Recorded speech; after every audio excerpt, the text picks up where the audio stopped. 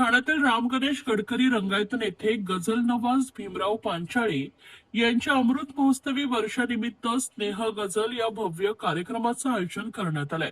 या सोहळ्यात राज्याचे परिवहन मंत्री प्रताप सरनाईक आणि प्रख्यात गायक पद्मश्री सुरेश वाडकर यांच्या हस्ते पांचाळे यांचा सन्मान करण्यात आलाय। कार्यक्रमात भीमराव पांचाळे आणि डॉक्टर भाग्यश्री पांचाळे यांनी मराठी व उर्दू गझलांची सुमधुर मैफिल सादर करून रसिकांना मंत्रमुग्ध केलंय। मराठी गझलला जागतिक स्तरावर पोहोचवण्यात पांचाळे यांचं योगदान असून सुरेश भट यांच्यानंतर त्यांनी गझल क्षेत्राला नवे वैभव प्राप्त करून दिलंय। गझल सागर प्रतिष्ठानच्या माध्यमातून त्यांनी अनेक गझल संमेलन आयोजित करत नवोदित कलाकारांना व्यासपीठ उपलब्ध करून दिलंय। त्यांच्या कार्याची दखल घेत महाराष्ट्र शासनाने त्यांना भारतरत्न लता मंगेशकर पुरस्कारानं गौरवलंय। सुरेश भटांची बरीच ऊर्जा या गोष्टींचा खंडन मांडन करण्यात खर्च झाली, तर त्यांच्या अजून किती सकस गझल निर्माण झाल्या असतील हे खंडन मांडन करण्यात त्याला उत्तर दे की मराठी गझल किती ताकदवर आहे। पण आम्हीच हे आकाठी केली आणि त्याच्यामुळं फारसीतून उर्दूत आली, उर्दूतून हिंदी, गुजराती, पंजाबी, पश्तो आणि त्याच्यावर गुजराती सुद्धा आणि त्याच्यानंतर सगळ्यात शेवटी मराठी झाली। कारण हे आमचं करंट पण आम्ही नाकारलं ना। आम्हाला तर असं स्वप्न दिसायचं की मराठी कविता आपली बेचारी, अरे गझल म्हणजे कवितेचाच एक प्रकार आहे ना, तो काही आकाशातून पडलेला वेगळा प्रकार नाही आहे, ते कवितेचं लेकरू आहे ते, मग ते तिचं आक्रमण कसं होईल कवितेवर। पण आम्ही हे केलं आणि कवितेवर आक्रमण वगैरे म्हणत मराठी गझलला मागे ढकललं आणि ती सगळ्यात शेवटी रुजली मराठी भाषेत, असं झालं।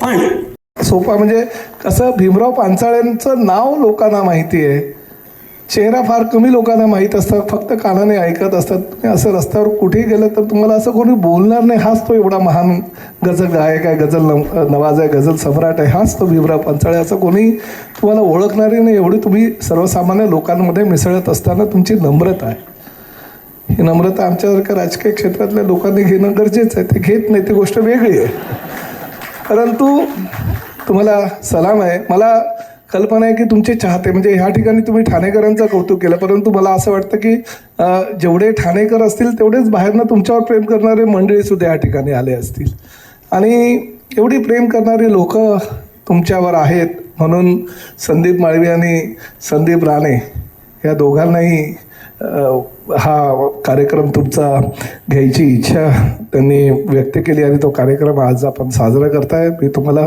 मनापासून खूप खूप शुभेच्छा देतोय। कारण कसं असतं की पंकज उदास, गुलाम अली, म्हणजे मगाशी कुणीतरी म्हणालं की म्हणजे स्पष्टपणे बोलायला हरकत नाही, रात्री मद्याचे पेले घेऊन ह्या गझल ऐकणं फार इझी असतं, परंतु भीमरावांची गझल दुधाचा ग्लास घेऊन सुद्धा लोक त्या पद्धतीनं ती नशा घेऊ शकतात,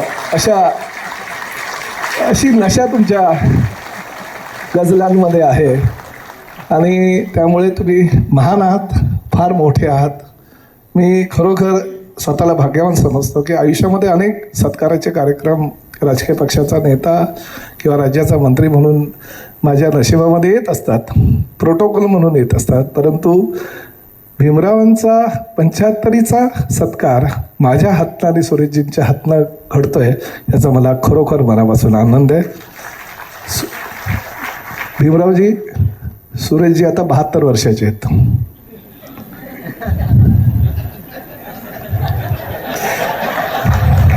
ह्याचं कारण मी असं सांगतो बघा, ते पण फिट आहेत। त्यांचं 60 माझ्या घरी त्यांच्या 60चा मी वाढदिवसाचा कार्यक्रम केला होता। तुम्हाला सांगतो, संध्याकाळी 9 वाजता म्हणजे रात्री 9 वाजता चालू झालेला तो कार्यक्रम सकाळी 6 वाजेपर्यंत चालू होता आणि हिंदी आणि मराठी गायकांमध्ये असा, म्हणजे लता दिदी त्यावेळेस, आशा दिदी, लता दिदी वगैरे नव्हत्या, परंतु सुरेश वाडकरांबरोबर गेल्या 40 वर्षापासून गात असलेले सर्व कलावंत पेटी तबला स्वतःच्या घरातनं घेऊन आलेत आणि त्यांच्यासाठी जवळजवळ 8 तास गात होते। त्यामुळे ते किती महान आहेत, मला त्यांच्या बाजूला बसायची संधी उपलब्ध झाली आणि ती करून दिली माळवी साहेब आपण, त्याबद्दल तुमचं मनापासून आभार मानतो. अशाच ह्या थोर आसामी, म्हणजे जसं मगाशी वाडकर साहेबांनी सांगितलं की तुम्ही 100वी साजरी करावी आणि मी प्रेक्षक म्हणून ह्या ठिकाणी असावं. तुमचा त्यामध्ये स्वार्थ काय आहे हे मला माहिती आहे, कारण ते 100चे असणार आणि तुम्ही 97चे असणार. त्यामुळे माळवी साहेबांनी सांगितलं, जर 60 साजरी करण्याचा अधिकार जर प्रताप सरनाईकला आहे तर 75 साजरा करण्याचा अधिकार सुद्धा प्रताप सरनाईकला असतो. आणि आपण आत्ताच जाहीर करून टाकू की भीमरावजी त्यांच्या 75च्या कार्यक्रमाला सुद्धा आपण या ठिकाणी गायला यायचं नक्की, असं आमंत्रण 3 वर्ष आधी ॲडव्हान्स बुकिंग मी करतो. आणि परत एकदा आपल्या सगळ्यांना शुभेच्छा देतो. धन्यवाद. जय हिंद, जय महाराष्ट्र.